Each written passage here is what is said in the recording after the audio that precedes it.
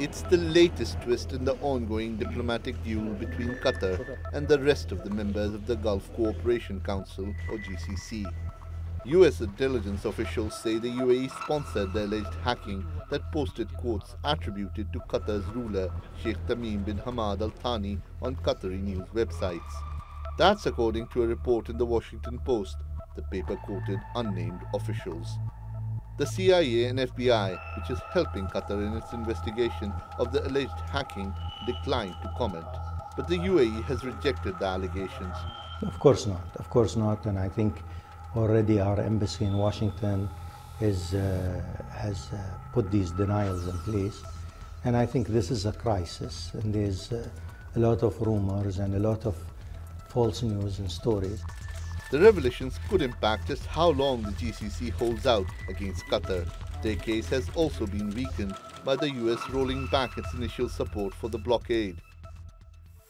As it relates to the conflict that exists here in the Gulf, we had a good trilateral exchange around the conflict with His Highness the Emir and the Foreign Minister, with our Kuwaiti mediator partner, and my role here is to support the efforts of the Emir of Kuwait and the Kuwaiti mediator. The White House has found itself at the center of the dispute. All parties involved are close American allies, and they are all vying for its support. That could be why the US has refused direct arbitration. US Secretary of State Rex Tillerson recently signed a deal with Qatar for greater anti-terrorism cooperation, a step some say as complying with a key GCC demand. But Qatar denied any such connection. It's a separate and bilateral agreement between Qatar and the United States, which has been underway and in discussion for weeks now, and it has nothing related directly to or indirectly to the recent crisis. That siege has made life difficult for people in the tiny Persian Gulf nation. But it's refused to back down, especially after the latest revelations. Suraj Hashmi, the Newsmakers. Well, joining me now from Abu Dhabi is Ibtisam Al-Kitbi. She's the chairwoman of the Emirates Policy Center. From Washington, D.C. is Suraj Hashmi. He's an assistant editor at Red Alert Politics. And from Ankara is Ahmed Yusal. He's a professor of international relations at Istanbul University. Thanks all of you for joining us. Ibtisam, if I can begin with you, ma'am. Did the UAE hack Qatar, put in some fake news and start this whole process? Greeting from Abu Dhabi. First, Washington Post report is not true. Well, to start with these different versions, stories, narratives of hacking, shed doubts on the authenticity, originality, and the credibility of the claimed hacking. By media standards, this quality as a fake news. UAE did not hack, and in fact, the FBI reports which the Qataris asked, it revealed and it said that the Russians were behind that. And Sheikh Tamim, he was telling the Russian ambassador in Iftar in Ramadan, and he said, well, you were behind that hacking. Oh, but Ibtisam, you're telling me there's no evidence in the Washington Post report, but then you're telling me about an Iftar conversation. Where's the evidence that this Iftar conversation ever happened? No, yes, this is FBI, if you can ask them. In fact, there is no comments from any of those what has either CIA or FBI. There is no comments in that report from US officials. So let's put this aside. Now, the Qataris, if this is hacked, okay, what they are doing, in fact, it's what they are doing, what came in that speech. Even if they are denying all about Iran, sure. Rapprochement with Iran. Those are good points. Those are fair points. And that's an argument that's been made over the past 2 months, that what was said in the alleged hack is in many ways consistent with what Qatar does anyway. That's almost a separate argument, but it's appreciated and noted. Siraj, do you think the UAE hacked Qatar and planted fake news to trigger this crisis?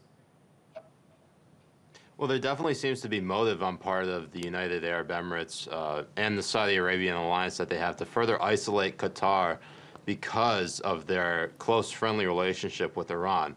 And because Saudi and Arabia and Iran seem to be fighting for hegemony in the region, it leads at least many U.S. officials, I mean, who have stated anonymously, as you pointed out before, that the UAE hacked Qatar. I happen to lean on the side that I believe that the UAE did hack Qatar because, especially in light of President Trump's visit to Saudi Arabia in May, where he basically called for kind of banding together against radical terrorist groups in the region, and by kind of turning around the GCC, basically pointing the finger at Qatar over them housing Hamas officials and being close to Iran. It actually sounds like this could be true, despite the fact that many of the things that Qatar has already been doing, it's kind of like stating the obvious in this case. Right. But it does undercut the UAE in a way. Okay, I want to bring in Ahmed Yusuf because I want to ask you if, given that this has evolved over the weeks, if we're seeing the situation get more dangerous, or if there's a de-escalation in play, or if there was a de-escalation, but now the UAE hacking accusations have spoiled that. Where do we stand right now, Ahmed? I think it is kind of escalation rather than de-escalation. We've seen so far no letting down of the tension between, especially the Emiratis, that probably hacked or paid the hackers to hack the Qatari website. And this is also, they picked up on this. And even they did not hack it. I believe they did, or they paid. But even they picked up on this news, and that Qatar has good relations with Iran, and they support Hamas and other things. And these are not, UAE has better relations or more deeper relations with Iran than Qatar. And Hamas is a resistance organization rather than a terrorist organization. I believe in that course. And I mean, the discourse even they are picking was not, as a clear condemnation or clear fault on the part of Qatar. So they are picking on this discourse that they have anti-Iranian sentiment in the Gulf. They want to pick on this, but it is. They are doing these things themselves. They have a bigger trade, but the crisis, of course, is not letting down. Or this news added some more tension onto this.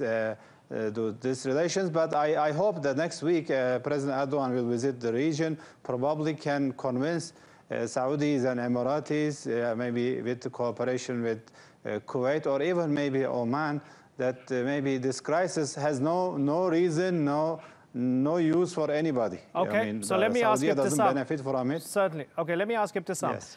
Are you supportive of the mediating efforts of what's coming up with President Erdogan, or the Omanis, or the Kuwaitis, or others, or even the Americans who seem to be on your side, but are now saying, hold on, both sides play nice, don't provoke each other. Are you disappointed in the Americans? Do you feel that they were on your side and then they've turned on you? And do you support the mediating efforts, or do you want the Qataris to first cave in to the demands before you end the blockade? What do you want? No. I would say all the doors are open for any mediation. But this is between GCC. In fact, Qatar, who asked international intervention in this dispute. But all doors, Turkey or, of course, it should be Kuwaiti, supporting Kuwaiti efforts. I would refer that no single incident challenged the accusation of against Qatar. On the contrary, the American policy confirmed Qatar's involvement in financing terrorism and supporting radical But Ibtisam, groups. Rex Tillerson signed an anti-terrorism deal with Qatar last week. The Secretary of State, he sat down with the Qataris and signed a deal against terrorism. How does that confirm that Qatar supports terrorism? It's not a deal, it was memorandum of understanding. Okay, he signed a memorandum of understanding, anti-terrorism. How can the US still believe at the same time that Qatar supports terrorism? No. This is, as Minister Gigash said, this is, confirmed that our demand has been accepted by the American, and it worked. And they pressured the Qataris to sign this memorandum of understanding. And I think Minister of Foreign Affairs, the Qatari, he said we are at the end of the list. So they are also from these countries whom they are supporting terrorism. Okay, Siraj, is that how you read it? Is that what Rex Tillerson's doing, twisting Qatar's arm? Well, yeah, I mean, Rex Tillerson is kind of breaking from President Trump. Trump was more or less endorsing the blockade against Qatar, and Tillerson has to play mediator in this case. And again, the United States is trying to be a neutral party in this. They seek both value in Qatar and the UAE as well as Saudi Arabia because they have U.S. military installations in all three countries. Of course, the United States is still the Iran is still an adversary of the United States, and the closer that Qatar gets to Iran, I think the more alienated the GCC at least feels, and the United States feels. But I think one thing we have to point out here is that a lot of this is based on sectarianism. The reason why the Saudi Arabia and Iran see each other as adversaries is because they see, Sunnis versus the Shiite sectarian divide as, a fight between, what is the true meaning of Islam for a lot of these theocratic regimes. And as soon as you probably, and I'm obviously not in a position to speak on Islam and why, these two nations should come together, but at least they should have an understanding that they should not see each other as inferior. Okay, so Siraj's take is that there's a sectarian list. Ibtisam, is sectarianism involved? I don't think so. This is simplifying the facts. In fact, Iran has a hegemonic role in the Gulf and trying to extend its hegemony across the whole region, not only in the Gulf, in the Arab world. This is obvious in Iraq, this is obvious in Syria, this is obvious in Yemen. So it's not Sunni versus Shia. In fact, we lived in this region, the whole Arabs, Sunni, Shia, Jewish, Christian, without any problem until the American invasion of Iraq started. But isn't that a simplification, Ibtisam? You say he's simplifying. It is simplifying the issue. It's not Sunni versus Shia. Okay. It is against Iranian hegemonic in the region. Okay. Point clearly made. Ahmed, yourself, is there anything that the Qataris can do to meet the Saudi-led bloc halfway? So yes, as you say, in your opinion, Hamas is a resistance movement. In the opinion of Saudi and its allies, it's a terrorist group along with the Ikhwan, along with the Muslim Brothers and so on, right? But is there anything that the Qataris can do to say, okay, we have these demands, some of them might be reasonable, and maybe we should listen to the Saudi-led bloc, and maybe we can give them something to end the blockade? And if there is anything, what would that be? I mean, in terms of content, I don't see any reasonable demands by the blockading side, like not supporting the Arab Spring, for example, Arab democracies. Unfortunately, the Emirates are leading the anti-democracy camp in the Arab world. They supported the Egyptian coup. They supported even the Ali Abdullah Saleh before, against Yemeni democracy. Then Ali Abdullah Saleh, he rebelled against them and cooperated with Iran. Now they are fighting against them. And even in Yemen now, the Emirates, I mean, they are trying to divide Yemen. This is not acceptable. This is weakening the Arab world, actually, not helping anybody. And there is a humanitarian crisis in Yemen, also in Syria, in other parts, in Libya, for example. And this is not helping the people of the region. And unfortunately, Qatar, I mean, they were saying all the terrorism is Iran, and they were like, all of a sudden they turned to Qatar, and in a way after a hacking. Then this is like doesn't make much sense, and Qatar cannot provide what they are saying, because it is even the Westerners, they say it's democracy in. Even though they don't apply it as much, or right. They are not maybe supporting democracy, but at least Qatar is going with universal values. They cannot back down from these universal demands. Okay. Yes. Okay. Good point, Ahmed. We're running out of time. Ibtisam, because the other two gentlemen, broadly and for different reasons, on some issues, disagree with you, I want to give you the final word. We've got 30 seconds left in the segment. Ibtisam, final word. With all respect, should be our analysis based on facts. In fact, with high respect, the professor, he said Qatar was supporting the democracy and UAE not supporting. Well, Qatar is not the oasis of democracy. Where is the election? Where is the freedom of speech? Freedom of speech in Al Jazeera, which is not for Qatar. UAE is also not a democracy, right?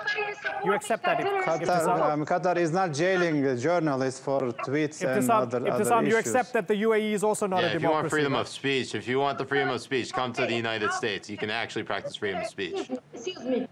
It's not against freedom of expression. It's supporting the hatred discourse, which is, we are against the hatred discourse in Al Jazeera. Okay, it's not against freedom of speech, which I think you have been watching Al Jazeera and others supported or financed. Okay, so you know, so Ibtisam, certainly, your point well made, Ibtisam. Ibtisam, last week we had a chat about Al Jazeera actually, and the demands that Al Jazeera be closed down. I want to have another discussion about that, maybe in a couple of weeks' time. You brought it up. I don't want you to feel as if I'm not addressing it. We'll do it again. But I think it was important that we had this discussion. Thank you to all three of our guests.